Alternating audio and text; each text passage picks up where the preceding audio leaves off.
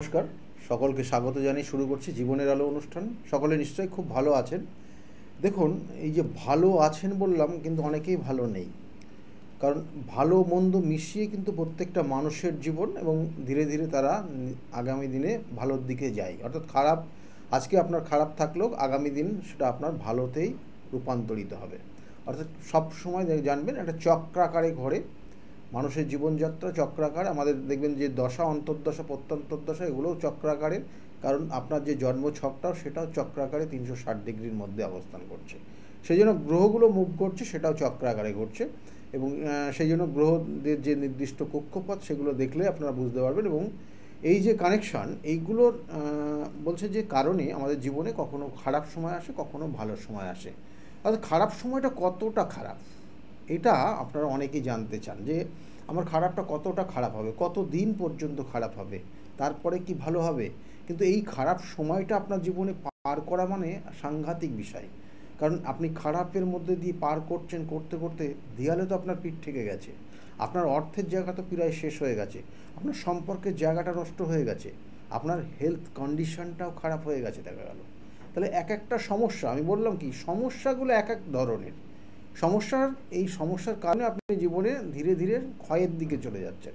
সেটা কতদিন আপনি যদি গায়ে রেখে দেন, এটা তাতে আপনার ক্ষেত্রে ক্ষতি। সেই জন্য বলা হয় তখন যে একটা জাতক জাতিকার সমস্যা হলে তার প্রতিকার প্রতিবিধান আছে, সঠিক গাইডলাইন আছে। একটা জাতক জাতিকার দেখবেন যে যে সমস্যা হয়, মানে একটা শনির ধরুন 7.5 চলছে, তার মধ্যে তার প্রবলেমটা হয়, তার মধ্যে অলসতা তৈরি হয়। যে কোনো একটা কাজ নিয়ে সেই কাজের মধ্যে ইনভলভ হয়ে যায়, এবং মনোসংযোগটা তার মধ্যে খুব অভাব, এবং একটা ছোট সামান্য কাজ নিয়েও সে ইনভলভ হয়, এবং ভবিষ্যতে পরবর্তীতে কিছু করতে হবে সেটা তার মাইন্ডে আসে না। এবং এই সকল জাতক জাতিকা সাধারণত দেখবেন যে দিনের বেলায় ইনঅ্যাক্টিভ থাকে, আর রাত্রে এরা অ্যাক্টিভ হয়ে যায়, যাদের শনির 7.5 চলে। তো এরকম হাজার হাজার সমস্যা আমাদের জীবনে আছে।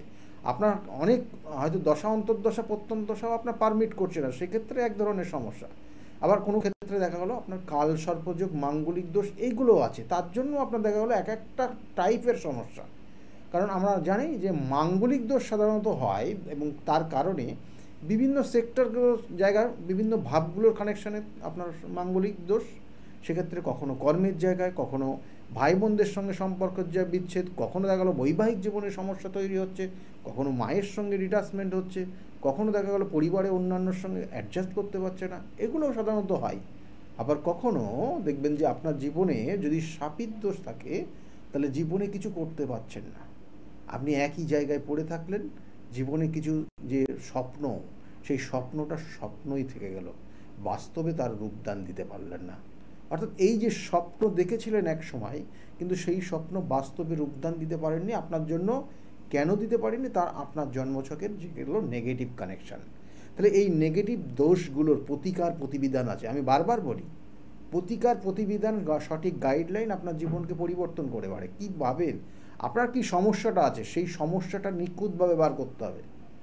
তারপরে তার প্রতিকার কি, তন্ত্রমতে নেবেন, বা আপনি কালার থেরাপির মাধ্যমে নেবেন, কিসের নেবেন, কোন জিনিসটা দিলে আপনার ক্ষেত্রে চটজলদি কাজ হবে।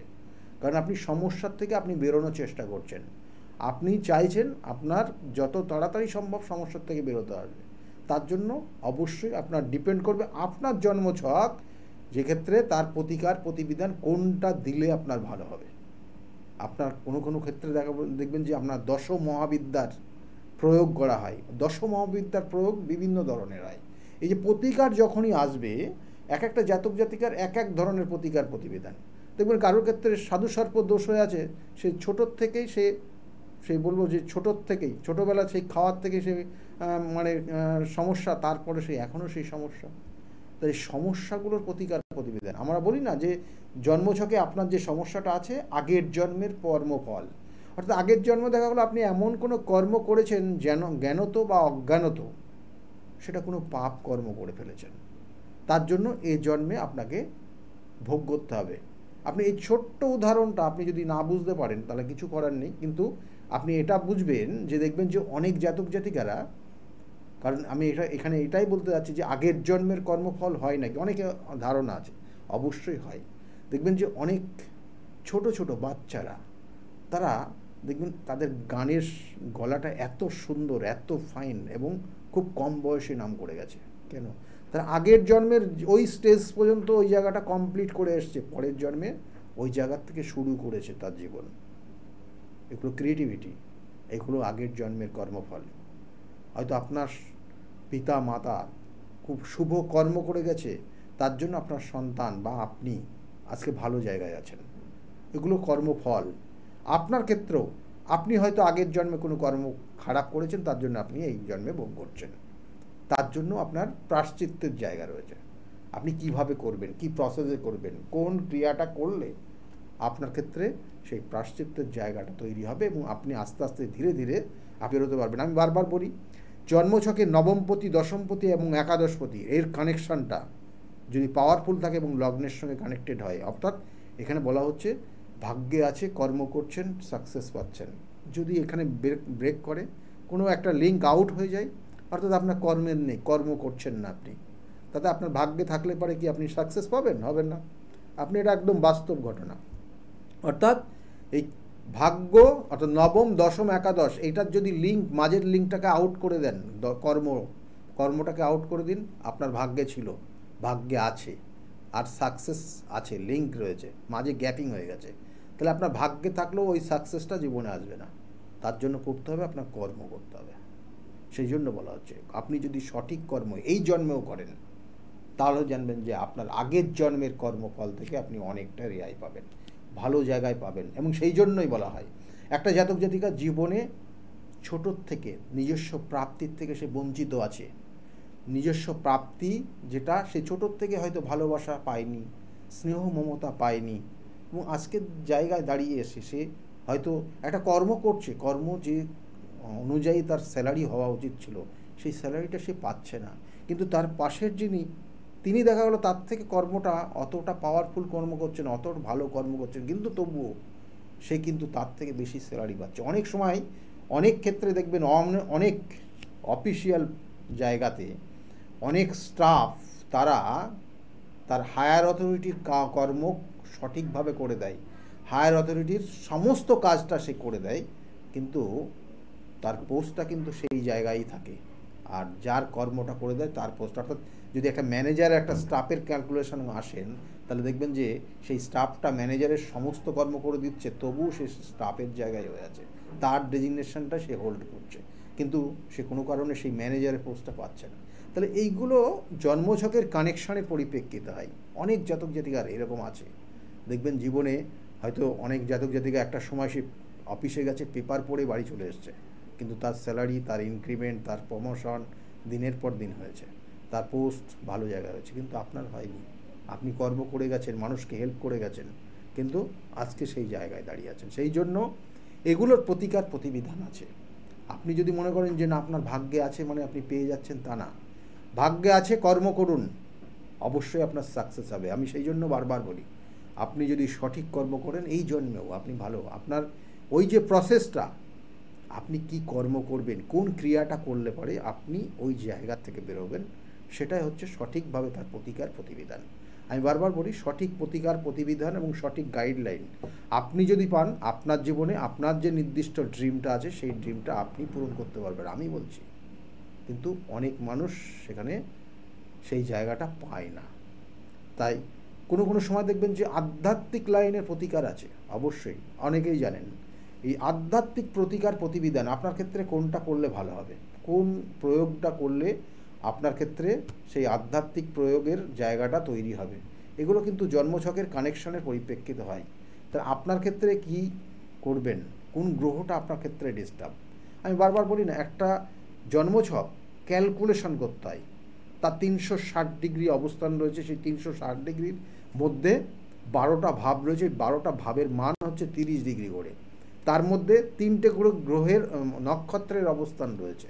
তাহলে এই 3টে নক্ষত্রে মুভ করছে, প্রত্যেকটা কিন্তু ভাবের মধ্যে 3টে করে 27টা নক্ষত্র আছে, এবং এই প্রত্যেকটা নক্ষত্রের যে মান আমরা জানি সেটা 13 ডিগ্রি 20 মিনিট, এবং এই নক্ষত্রকে যদি 4টে পাদে বিভক্ত করা যায় এবং তার প্রত্যেকটার মান হবে 3 ডিগ্রি 20 মিনিট। সেই জন্য এটা টোটালটা ক্যালকুলেশনের বিষয়। আপনার ক্ষেত্রে কোন সমস্যা হচ্ছে, কোন গ্রহটা কোন নক্ষত্রটা আপনার ক্ষেত্রে সমস্যা হচ্ছে, আপনার দশা অন্তর্দশা কী চলছে, তার পরিপ্রেক্ষিতে যদি আপনার শাস্ত্রীয় প্রতিকার প্রতিবিধান করেন বা তন্ত্রমতে প্রতিকার প্রতিবিধান করেন, সেক্ষেত্রে গ্রহগত কানেকশন অনুযায়ী তার নির্দিষ্ট ইষ্ট দেবতা আছে। সেই ইষ্ট দেবতাকে আপনাকে যদি সঠিকভাবে তার পূজা পাঠ হোম যজ্ঞ এবং বিভিন্ন ক্রিয়া, আমি যে বারবার বলা হচ্ছে নির্দিষ্ট ক্রিয়া, সেগুলো করতে পারেন, ভালো হবে, ফল পাবেন আপনি। এইবার আসি যে এই যে আমরা বললাম দশ মহাবিদ্যা, এই প্রত্যেকটা গ্রহের যে নির্দিষ্ট ইষ্ট দেবতা রয়েছে, দশ মহাবিদ্যা আপনারা নাম শুনেছেন, আমি এর আগে বহু এপিসোড করেছি, দশ মহাবিদ্যা নিয়ে বিস্তারিত আলোচনা করেছি। প্রত্যেকটা কিন্তু মহাবিদ্যার প্রত্যেকটা বিদ্যাকে নিয়ে আলোচনা করেছি, কোন বিদ্যা কখন কখন বগলার প্রয়োগ করা হয়, কখন ছিন্নমস্তার প্রয়োগ করা হয়, কখন ধূমাবতী প্রয়োগ হয়, আর কখন আপনার ক্ষেত্রে যে কালীর প্রয়োগ হয়। তাহলে এই জায়গাগুলো, এগুলো সবগুলো দশ মহাবিদ্যার কিন্তু অংশ। তাই শনি গ্রহ যদি কোনোভাবে বলা হয় যে সমস্যা দেয় আপনার জীবনে, তাহলে তার ইষ্ট দেবতা যিনি হচ্ছেন এই দশ মহাবিদ্যার প্রথম বিদ্যা, সেটি তিনি হচ্ছেন দক্ষিণা কালী। সেই দক্ষিণা কালীর প্রয়োগ করতে হয়। কীভাবে করবেন, কী প্রসিডিওর করবেন, সবটা সেই সাধকের উপর ডিপেন্ড করবে, যার সঙ্গে আপনার প্রতিকার নিচ্ছেন, প্রতিবিধান করছেন। এবং এর সঙ্গে সঙ্গে বলা হচ্ছে দ্বিতীয় মহাবিদ্যা, অর্থাৎ আপনার যদি বৃহস্পতি কোনো রকমের পীড়িত হয়ে যায়, বৃহস্পতির পাওয়ার আপ, বৃহস্পতির কিন্তু সমস্যার জন্য প্রতিকার প্রতিবিধান, আপনি দশ মহাবিদ্যার প্রয়োগ যদি হয়, তাহলে সেখানে বলা হচ্ছে মা তারার প্রয়োগ করা হবে, মা তারার প্রয়োগ। এরপরে বলা হচ্ছে যে যদি বুধ, আপনার গ্রহটা পীড়িত হয়ে গেছে, বুধ, এই বুধের প্রতিকার, একটা স্টুডেন্ট লাইফে বুধের প্রতিকার হচ্ছে না, তার ব্যবসার ক্ষেত্রে তার বুধের প্রতিকার হচ্ছে, এটা কিন্তু খুব ভাইটাল। সেই জন্য কখনো কখনো এই বুধের প্রতিকারে অনেকে অনেক ভুল সিদ্ধান্ত নিয়ে নেয়। অর্থাৎ এই বুধের জন্য আমরা বলি ষোড়শী দেবীর প্রয়োগ, অর্থাৎ দশ মহাবিদ্যার তৃতীয় বিদ্যা ষোড়শী দেবী, বা কিন্তু এখানে আমরা বলা হয় ত্রিপুরা সুন্দরীরও কিন্তু নাম রয়েছে।